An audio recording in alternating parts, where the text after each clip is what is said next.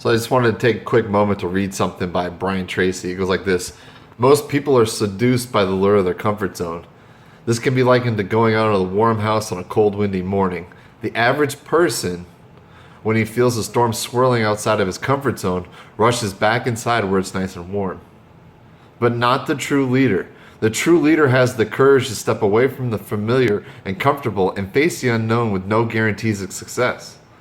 It is the ability to boldly go where no one has gone before that distinguishes you as a leader from the average person. This is the example that you must set if you are to rise above the average. It is also the example that inspires and motivates other people to rise above their previous levels of accomplishment. So what is Brian Tracy saying?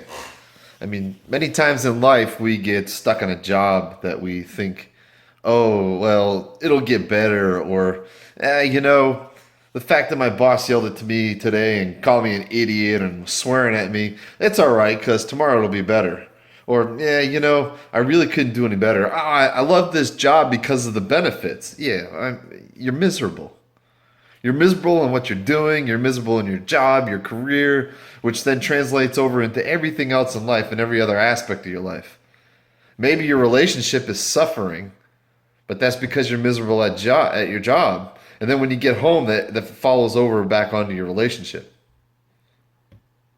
You see, you got to stop staying in your comfort zone. It's that job's a comfort zone, right? Making that change, going to something different, that's outside of most people's comfort zone. Not very many people like change. Change is not an easy thing to take, right?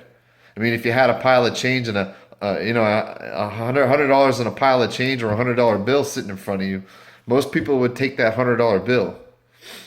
Shit, I mean, if you had $120 in change and a $100 bill, most people would take that $100 bill as opposed to $120 in change because they don't want to count it, right?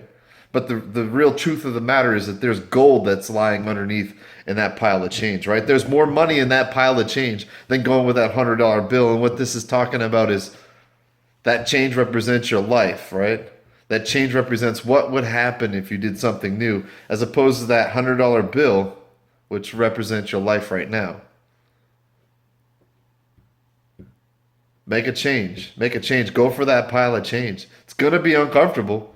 It's going to take some work. It's going to take some adjustment. But ultimately, you will be in a much better place. Trust me.